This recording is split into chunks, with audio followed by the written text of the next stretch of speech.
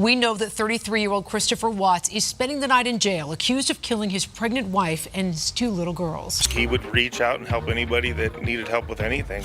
He stayed the night at our house across the hall from our 5-year-old.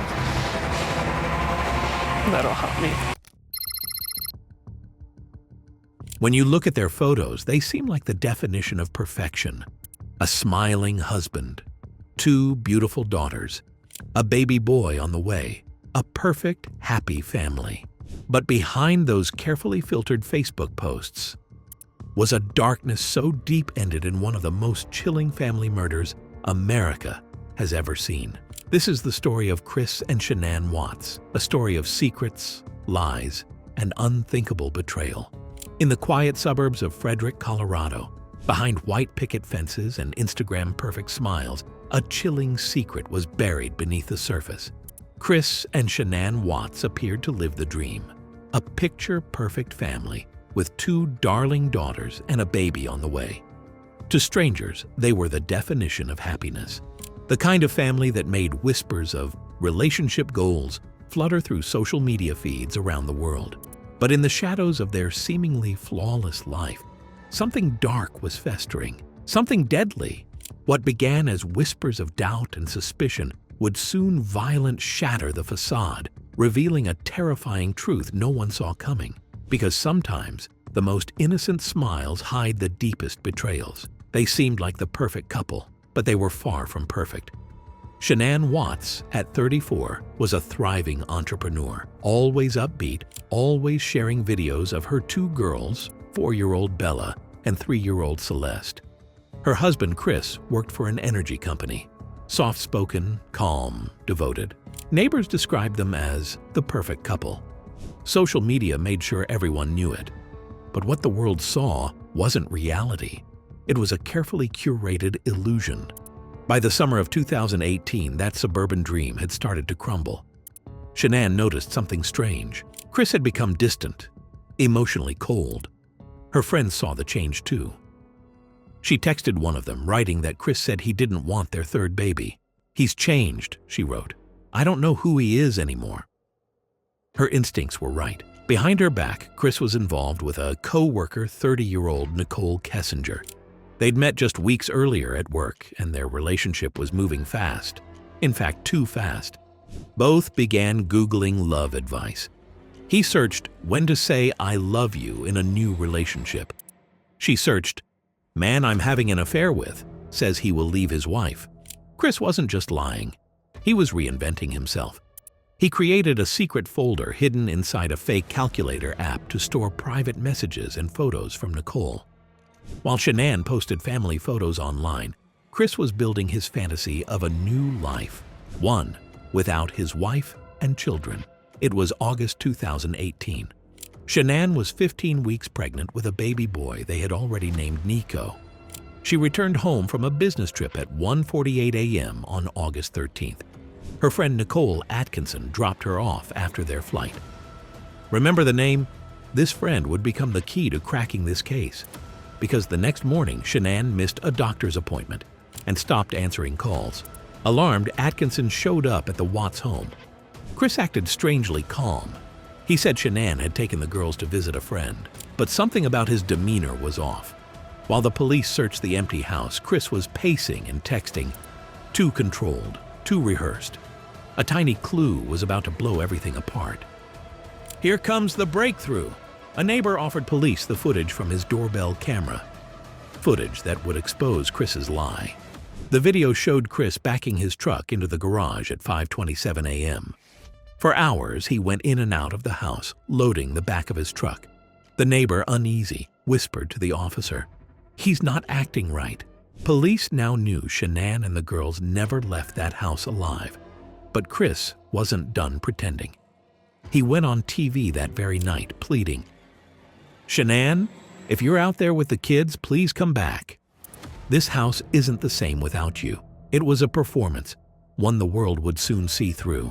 2 days later, investigators confronted Chris with evidence: phone records, GPS data, text logs. Everything pointed at him. They asked him to take a polygraph test. He agreed. He failed miserably, scoring one of the lowest possible ratings. Finally, he broke. But even then, the truth came out twisted. He said he strangled Shanann only after seeing her smother their daughters. It was a lie meant to save himself. The real truth would be far worse. Later confessions revealed the chilling sequence of that morning. The truth Chris Watts tried to bury was far more horrifying than anyone could have imagined. In the early morning hours of August 13, 2018, just a few hours after Shanann Watts returned home from her business trip, the nightmare began. The confrontation started quietly. Whispers, tears, a plea for honesty. Shanann told Chris she knew about the affair. He denied it, but the guilt was written across his face. When she said, "You'll never see the kids again," something inside him snapped. With his wife 15 weeks pregnant beside him in bed, Chris climbed on top of her and pressed his hands against her neck. Shanann fought back. She struggled to breathe, gasping, "Don't hurt the baby!" But within minutes, the mother of his children, the woman who once believed he was her soulmate, was gone. As he stood over her lifeless body, their 4-year-old daughter, Bella, wandered into the room. She rubbed her eyes, confused and sleepy. "What's wrong with Mommy?" she asked. Chris told her, "Mommy's just sick." Then he carried Shanann's body down the stairs, wrapped in a bedsheet, and placed her in the back of his work truck. But the horror didn't end there. He calmly loaded his daughters, Bella and little Cece, into the back seat, alive, clutching their blankets. He drove for 45 minutes to an oil work site where he had already planned to dispose of them. Along the way, the girls asked, "Daddy, what's wrong with Mommy?" He said nothing. At the deserted site under the blazing Colorado sun, Chris ended his daughters' lives one by one, suffocating them with their own blankets. Bella's final words haunt every investigator who's ever read the report. "Daddy, no, he buried Shanann and their unborn son, Nico, in a shallow grave, and then shoved his daughters through the narrow hatches of massive crude oil tanks." Bella's small body had scratches from being forced through the 8-inch opening. Later, when detectives asked him why he did it, his response was chilling. "I felt evil. It was like something inside me told me to do it, and I had no control over it." The world now knew what he had done, but no one could understand how he could do it. In interviews with law enforcement, Watts remained eerily calm, polite, cooperative, soft-spoken, not a tear for his children, not a flicker of remorse. Psychologists who later reviewed his behavior described it as a cognitive exercise, not emotional processing. He wasn't grieving, he was calculating. Even as detectives showed him photos of his daughters, Chris's expression hardly changed. One investigator from the Colorado Bureau of Investigation said, "The only time we saw tears, it was when he talked about what would happen to him, not them." Experts studying family annihilators classify offenders like Chris as the rarest type, the narcissistic manipulator. Unlike most who kill their families in despair or psychosis, Watts did it to clear his path. He was not trying to save them from ruin. He was trying to erase them from his new beginning. Dr. Neil Websdale, a criminologist who has studied hundreds of similar cases, theorized that Watts's behavior revealed a disorder marked by entitlement and suppressed rage. He was a man obsessed with control over his image, his marriage, his secret lover, and his life. When that control began to collapse, he didn't lose his mind. He weaponized it. Even hours after the killings, he smiled in TV interviews, pretending to worry. "If you're out there, just come back," he pleaded. A murderer playing the role of a mourning husband. His lack of emotion extended even to the aftermath. When police told him his family's bodies were found, he responded not with shock, but quiet resignation. He simply said, "I knew this would happen."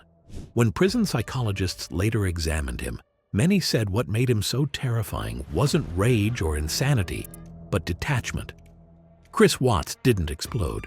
He calculated, executed, and then smiled for the cameras. He became the embodiment of concealed evil, the man whose smile hid a monster. The world watched in shock. How could a father, a man with no history of violence, do something like this?